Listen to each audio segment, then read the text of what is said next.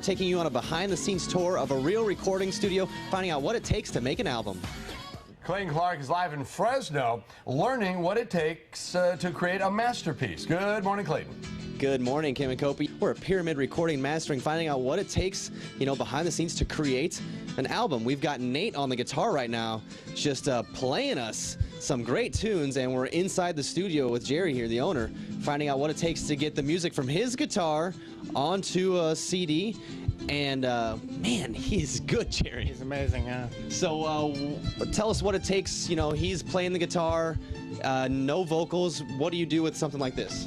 Well, he's making my job simple. He's just laying it all down. He's doing the layers himself with the recording box that he's got on the ground. And there's really nothing more for me to do. I mean, there's no way to improve on this, I don't think. Just capture it as best I can. And let him do his thing. That's one of the real good perks of this job, is I get to see some really amazing talent once in a while. Now, as an owner, when someone comes in and wants to record something, do you do it on a basis of, do you get a percentage of how many songs they sell on iTunes, or do they pay for time in the studio?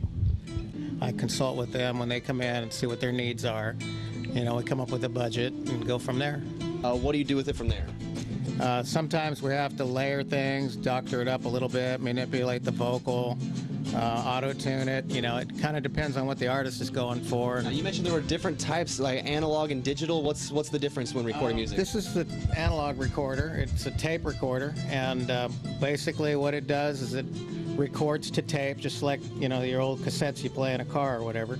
And it's got a certain fidelity to it that some people still prefer, as opposed to recording directly into the digital recorder, which is basically a computer recording. And I use both, depending on the project and what they want to do. Is one better for a certain kind of music or anything?